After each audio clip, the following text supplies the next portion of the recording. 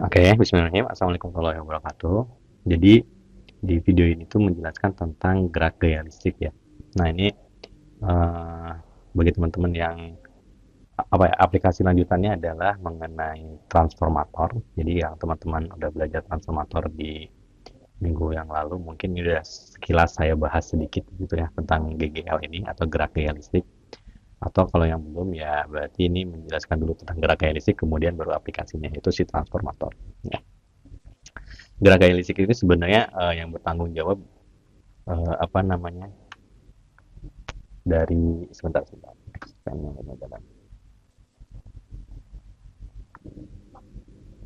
dari apa fenomena dari listrik berubah jadi sorry sorry kalau di pertemuan kemarin kan tentang listrik berubah jadi atau menghasilkan magnet ya. Nah kalau sekarang itu gimana ceritanya dari magnet menjadi listrik kita. Nah itu adalah gerak gaya listrik di fisika yang bertanggung jawab. Nah di sini GGL atau gerak gaya listrik tadi ya. Jadi di situ ada namanya flux ya, yaitu B kali A cos theta sebenarnya.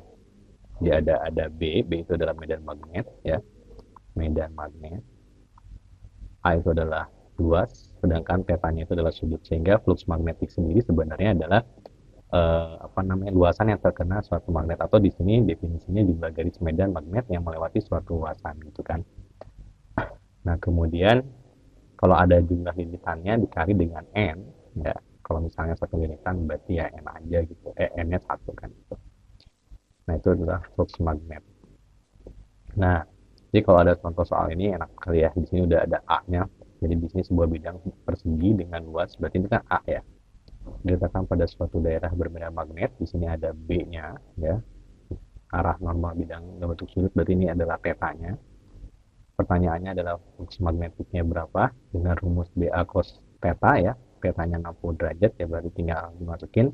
Satuan dari flux itu adalah Weber atau eh, Tesla meter kuadrat ya. Nah, itu adalah dari flux magnet. Jadi flux magnet ini adalah yang bertanggung jawab apa namanya terhadap GGL tadi. Nanti hukumnya belum keluar. Nah, di sini ada hukum Faraday atau eh, hukum Lenz gitu ya. Saya lupa deh hukum Lenz atau hukum Faraday. Jadi intinya ini, si GGL ini, gerak gaya listrik ini atau voltase ini ya, atau apa ya, listrik tadi itu akan muncul ketika ada suatu kumparan lilitan jadi N ya, di sini lilitan gitu kan. Kemudian akan muncul ketika ada perubahan flux terhadap waktu. Nah ini adalah laju flux ya, atau perubahan flux gitu ya, perubahan flux magnetik gitu, magnetik ya. Nah itu adalah GGL. Jadi GGL akan muncul gara-gara perubahan flux ya. Nah dari penurunan tersebut ada beberapa penurunan rumus dari GGL, ada yang ini ya. Kamu bisa apa namanya menggunakan ini tergantung dengan kondisi yang diketahuinya apa ya. Jadi dari turunan tadi ya, apa rumus yang tadi itu yang ini bisa diturunkan jadi persamaan ini. Mungkin penurunannya nggak semenarik kalau dijelasin ya, jadi ini sebaiknya kita terima aja lah ya demi kebaikan kita bersama gitu kan. Oke, nah jadi di sini ada soalnya.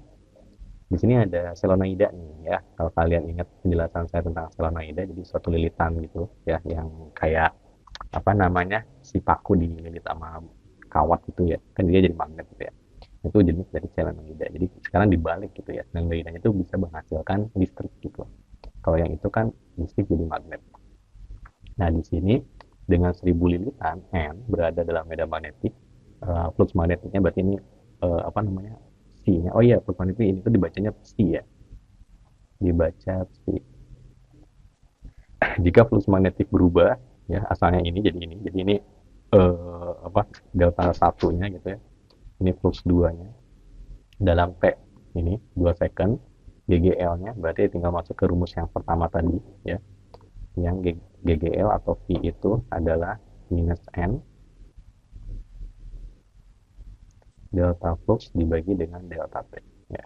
Nah N nya 1000, delta fluxnya ini adalah ini ya, ini adalah theta 2 dikurangi theta 1 akhir dikurangi awal ya, jadi 0,5 volt dengan waktunya delta T nya 2 second gitu ya. Jadi 0,5 volt yang dihasilkan dengan ini lumayan besar ya. Ya baterai itu 3 volt ya, berarti per 6-nya ya. Ya, per 6. Oke, nah kemudian ada tipe soal yang seperti ini juga. Di sini ada panjang L, di sini ada kecepatan V, kemudian ada lebar B, ya. Ini mili ya, berarti nanti 40/3, ya. Kemudian hambatannya R, ya. Ini soalnya ohm, besar kuat arus berarti I, ya. Nah, kamu nyari tegangannya dulu ya, sesuai dengan hukum si Faraday tadi ya. Yang pakai rumus BLV, sin theta, cuma sin thetanya dianggap 1, ya. Ini V-nya bukan volume, tapi kecepatan ya. Tadi ada di rumus yang kedua, kalau pertama atau kedua ya. Pertama, nah ini ya. Kemudian B-nya ada, tinggal B, kemudian ini panjangnya diubah ke meter tentunya, kemudian ini adalah kecepatannya, ya. Dan dapatlah 0,05. Nah, selanjutnya, karena pertanyaan adalah arus, dengan arus itu kan adalah V dibagi N. Jadi kalau kamu, ini ya, simbol ini tuh sebenarnya dibacanya epsilon. Epsilon ini sebenarnya ya sama kayak ini ya, apa namanya, V ya. Ya, simbol aja lah, simbolik. Tegangan juga sebenarnya. Jadi itu kita kan tahu ada rumus V sama dengan I kali R ya di pertemuan UTS kemarin. Jadi I sama dengan V dibagi R. Dapatlah arusnya yang melewati si hambatan 20 ohm. Kemudian gaya Lorentz. Nah, gaya Lorentz ini F bil ya. Ini ada di pertemuan sebelumnya ya. Di pertemuan kedua, maksudnya ke-10 berarti ya. Ada bil, ada QVB gitu ya. Jadi BIL, B-nya karena gaya itu BIL atau QVB ya, cuman di sini karena arus jadi BIL. Ya. Dapatlah ini B-nya, ini I-nya, dan ini L-nya. Ya. Oke, yang penting sih kapan tahu ini ya. Jadi kamu prepelin apa yang kamu punya gitu kan di sini yang diketahuinya apa aja, kemudian pakai apa yang ditanyakan dan pakai rumus yang mana. Nggak perlu dihafal karena ujiannya juga nanti dan juga. Ya. Nah di sini teman-teman ada GUI-nya. Di sini kita mau bikin kalkulator sederhana aja kayaknya ya. Dengan inputnya, ini soalnya seperti ini. Ya, jadi di sini ada L sebagai input, warnanya merah. Oke, ini L-nya, tentunya dalam meter ya. Di sini satuannya. Kemudian ini ada V, kecepatan, ada B. Ini soal yang barusan ya. R-nya di sini 20 ohm. Oke. Outputnya di sini ada dua, I dan gaya Lorentz ya. Nah, di sini adalah bagian ngambil input ya. Ada besaran L, V, dan B dan R ya. Ada 4 tentunya. Kemudian untuk nyari GGL-nya BLV ya, pakai rumus yang pertama tadi. Kemudian nyari I-nya V per R ya, V-nya di sini GGL ya. Dapat gitu. Terus untuk gaya Lorentz-nya B. Ya ini langsung dapat semua ini. Jadi ya dia nggak ada kondisionalnya, nggak ada if dan yang lain-lain, tinggal masukin nanti dihitung. Oke. Nah, ini adalah contoh inputnya. Jadi seperti ini ketika inputnya dimasukin sesuai dengan soal tadi ya. Ini sesuai ya dengan angka hasil ini ya. 2,5, kemudian ini juga 2,5 ya. Nah, ini itu kalau di MATLAB itu 10 pangkat ya. Oke, kemudian ada hukum Lenz. Nah, jadi hukum Lenz itu menjelaskan tentang, jadi tanda negatifnya itu apa sih? Yang ini nih sebenarnya tadi ya. Ya ini makanya setahu saya ini tuh hukumnya si Lenz ya. Kenapa jadi hukumnya ini ya? Mungkin minusnya di sini. Perhitungannya mungkin ini ya, kolaboratif ya, kolaborasi antara para dan ya. Jadi di sini minusnya itu sebenarnya gara-gara gini. Nah, kenapa bisa timbul ini? Nah, mungkin teman-teman yang dijelasin di minggu kemarin sempat saya sekilas menjelaskan tentang prinsipnya ya. Jadi bagi yang belum, mungkin ini sebenarnya gini. Jadi ketika ada suatu lilitan, misalkan anggap aja lilitan di dalam medan magnet, gitu, anggap aja di sini ada medan magnet 2 atau 3 lah ya, kesilang berarti ke dalam ke dalam bidang gitu ya. Kemudian si lilitan itu saya tarik ke sebelah kanan, misalkan seperti ini. Nah, lilitan itu karakternya ingin seperti sebelumnya. Itu kalau digerak tuh namanya kayak kelembaban gitulah. Tapi kalau di listrik apa ya? Nah, dia ingin mempertahankan kondisi medan di dalam tubuhnya gitu ya. Ketika dipindahkan ke tidak ada, berarti dia mau nggak mau harus menciptakan medannya sendiri. Si silang 3 ini. Ya, ini ciptaannya dia sendiri. Ciptaan dia sendiri. Nah, ini disebut dengan induktansi diri tadi. Ya, induktansi diri. Makanya ini bernilai negatif karena dia melawan. Ya. dia memberikan gitu. Ketika di sini asalnya anggap aja plus 3 ke dalam gitu, tiba-tiba 0, berarti dia ngasih plus 3 lagi gitu. Nah, itu induksi diri ya. Nah, kemudian gimana Pak bisa apa namanya menghasilkan medan magnet gini? Nah, konsekuensinya adalah di dalam kuat arusnya, di dalam kawat kumparan, di dalam kumparannya maaf, di dalam kumparannya akan timbul arus listrik ya dari apa namanya akibat dari dia menciptakan medan magnet ini ya. Nanti medan magnetnya nanti ke situ ya, berarti arusnya ini terima aja ya, arahnya ke bawah sini ya. Jadi dia akan searah jarum jam ya. Oke, ini terima aja lah ya Pak. Intinya dia akan apa namanya menghasilkan listrik gitu ya. Nah, itu adalah hukum ya. Oke, sebentar maaf saya balik lagi ke sini ya. Nah, timbullah GGL induksi diri tadi ya. Nah, GGL sendiri itu sama dengan ini. Ada I tadi ya, sama dengan L kali I. L itu adalah jadi flux magnetiknya itu sama dengan L. Nah, ini namanya induktansi. Sorry, induksi ya. Induktor sih sebenarnya ini tuh. Sebentar, di sini apa? Ya, induktansi diri ya. Induktansi ya. Nanti alatnya ada namanya induktor gitu ya. Si L kali I, induktansi dikali arus ya. Nah, di sisi lain ini satuannya Henry ya.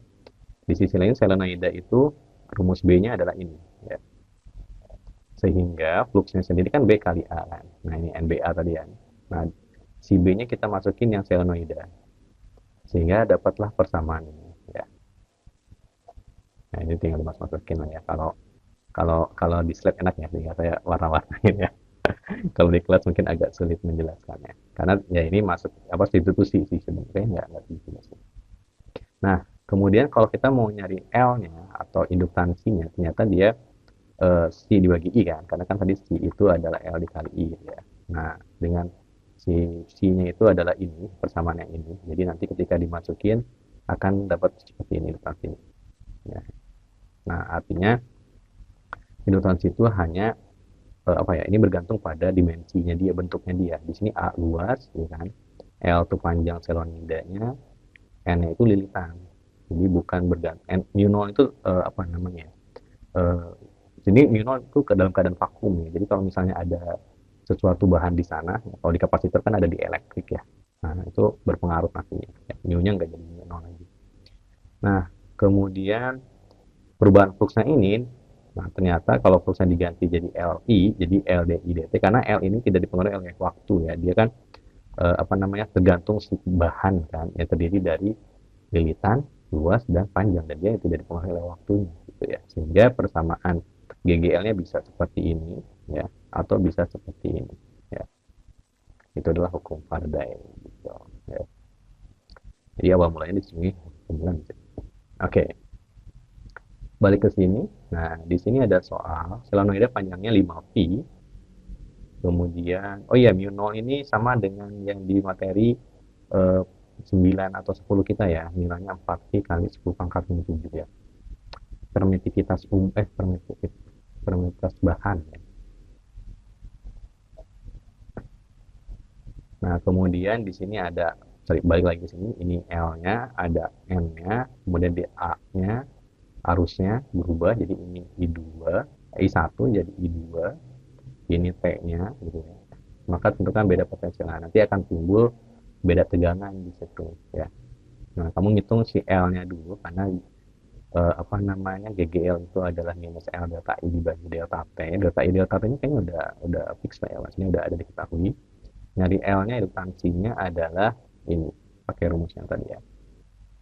Mu 0 N kuadrat apa ya, dapatlah 2,8 Henry, dimasukin ke sini dapatlah 300 berapa nih? Oh ini sungguh sangat besar ya kan. Oh ini dibagi 0,05 ya. 336 watt melebihi tegangan PLN ya. Wah, lumayan lah. Tapi emang 12 ampere tuh besar ya, itu apa namanya, satu aki mungkin 12 ampere hour, cukup bisa nyalain satu motor listrik. Oke, itu nomor 1 ya. Nah, yang nomor 2-nya tadi, nah ini ada delta tuh D ya, turunan ya. Saya kalian di kalkulus pernah belajar turunan juga ya. Jadi di sini ada induktor L ya, 0,4. Nah, persamaan I-nya di sini bentuknya persamaan ya. Dia fungsi dari waktu sehingga nanti diturunin ya. Pertanyaannya GGL ketika 2 detik ya.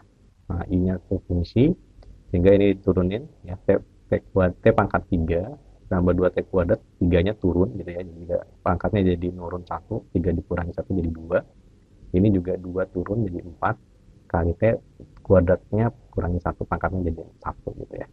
Jadi fungsinya seperti ini. Kemudian kamu masukin T-nya sama dengan 2 gitu. Dapatlah ini, dan dapatlah minus 8 volt. Ya nggak ada masalah ya dengan P-nya minus, karena ini harus bolak-balik, jadi kalau plus minus nggak masalah ya. Oke. Nah, oh selesai sudah ya. Oke, jadi di sini ada latihan soal nih, ada berapa banyak nih? Waduh, ada banyak ya. Yang nomor satu, di sini bidang berbentuk persegi panjang, luasnya ini A, tentu nanti diubah ke meter ya, meter persegi ya, dikali 10 pangkat min 4 ya. Di sini ada B, di sini ada theta, flux magnetnya ya, BA cos theta ya. Kayaknya yang ini nggak perlu dikerjain ya. Ini apa namanya, ini aja lah ya. Nanti saya pilih yang cukup menarik analisanya ya. Ini malah yang susah ya, sorry ya. Kemudian di sini ada N nomor 2 ya, GGL berarti yang V tadi ya, di sini disebutnya epsilon. Sudah saya hapuskan. Tapi biasanya V sih. Terlalu banyak simbol lah fisikannya. Luasnya di sini A gitu kan. Terus ini juga harus diubah ke meter persegi. Induksi magnetiknya itu 10. Jadi ini delta B-nya ya. Jadi ini B1, ini B2, ini delta T-nya. Oke, GGL-nya itu rumusnya adalah N minus ya, B N flux ya, sorry, delta flux kan ya, delta flux per delta T. Nah, di sini minus N, di sini yang berubah itu si B-nya, jadi si A-nya keluar, karena flux di dalamnya kan B kali A ya. Berarti di sini N A delta B dibagi delta T gitu. Nah, ini rumusnya. Nah, mungkin ini yang dikerjain kalian ya. Nomor 2, ya, nanti saya jelaskan juga di grup ya, yang nomor mana saja yang perlu dikerjakan. Nomor 3, besar flux magnet atau tidak kerjain semua aja lah. Besar flux magnetik pada suatu kumparan 0,6, 0,2, berarti ini fluxnya ya, flux 1, flux 2-nya gitu. Ini delta T-nya, ini N-nya, ini R-nya, berapa kuadrat? Berarti nyari GGL-nya dulu, V-nya ya. Pakai N-nya di sini berarti kalau nggak ada apa jumlahnya, oh ada nih 400 ya. Berarti N delta flux per delta T ya. Nah, nanti dapat V-nya. Untuk I-nya berarti V dibagi R ya. Kayak soal tadi yang gue ya. R-nya yang 4 ohm ya. Yang nomor 4 di sini ada N 25 limitan, dia punya L ya. Yang indukansi, ini arus ya. Fluxnya, nah fluxnya itu adalah, nah ini L dibagi I ya, misalnya I, L dibagi I. Harusnya ada N ya. Tapi di yang ini kan nggak ada ya.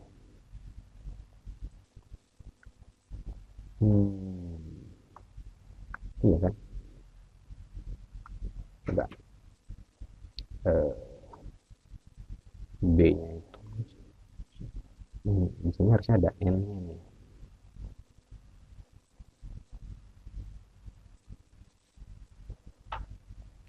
Iya ya. Kan N delta flux per delta. Oh enggak. Enggak benar-benar berarti gini. Berarti N-nya nggak dipakai. Ya udah langsung aja berarti ini mah 4 dibagi 2. Tapi ini diubah dulu ke Henry ya, jadi 10 pangkat 3. 4 10 pangkat 3. Oke, itu nomor 4.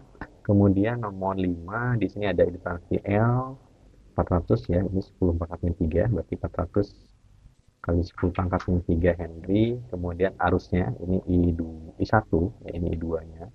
Ini delta T-nya, kemudian GGL-nya. GGL-nya rumusnya adalah L delta I dibagi delta T. Ya, tentunya langsung dapat ya. Dan yang terakhir nomor 6, oh ini nggak ada GUI-nya ya. Oke lah, ya berarti 300 M ya. Panjangnya L apabila kumparan DC mediumnya permeabilitasnya 500 ya. Oke, luas penampang kumparannya ini A. Nah, ini juga ke meter ya, 16 pangkatnya 4 meter persegi ya. Indukansi dirinya kayak di sini indukansi dirinya berarti sebentar, L rumusnya itu mu 0 N kuadrat T nggak ada, terus A dibagi L kalau nggak salah, dia berbanding lurus sama luas berbanding sebalik sama panjang sini saya juga lupa ya benar. Nah mu nolnya itu nggak mu nol bener-bener mu nol ya, dia punya permeabilitas 500. Jadi nanti mu nolnya itu di sini adalah 500 dikali 4 pi 10 pangkat 7 gitu. Jadi ada permeabilitasnya ya. Nah ini ibaratnya si bahan tadi ya. Jadi dia mempengaruhi nilai dari si L-nya.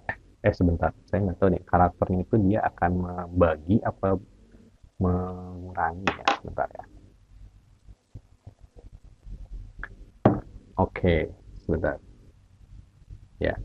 Oke. Ya benar dikali. Ya saya suka bahan. Karena logikanya ketika dikasih bahan, berarti ini pembebetan 500 ini konduktor ya. Nah, ini. Dia akan memperbesar gaya magnet yang akan dihasilkan. Oke, jadi relnya tuh mu nolnya nggak 4 doang, kali 10 doang gitu ya, dikali 500 tentunya. N-nya di sini 300 dikuadratin, A-nya 16, L-nya di sini 25 tentu diubah ke meter ya. 25 kali 10 udah. Pertanyaannya adalah L-nya, itu tensi diri itu adalah si L tadi ya. Yang B GGL-nya, GGL itu adalah minus L delta I dibagi delta T ya. Eh, yang diputus-putus selang waktu 0, jika dilihat arus, oh ini delta I-nya berarti ya. Apa sih kedua? Juga energi diri yang timbul dalam kumparan jika diiringi arus ampere yang diputus-putus selang waktu 0. Di sini kan udah ada delta I-nya ya.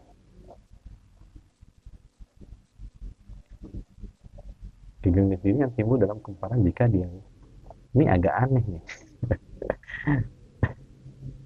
Dia nggak, dia malah dialiri arus ya.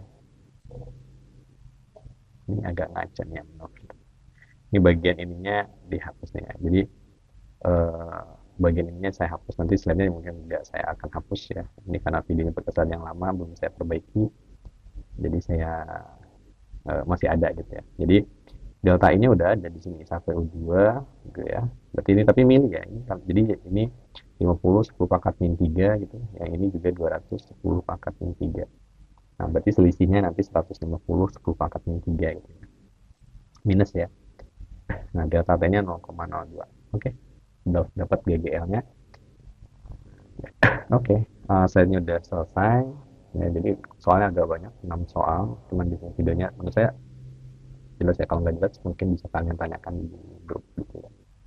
Oke, saya tutup buat penjelasan video di materi GGL ini atau gerak listrik. Semoga ini bermanfaat. Saya tutup, mohon maaf jika ada salah kata. Saya wassalamualaikum.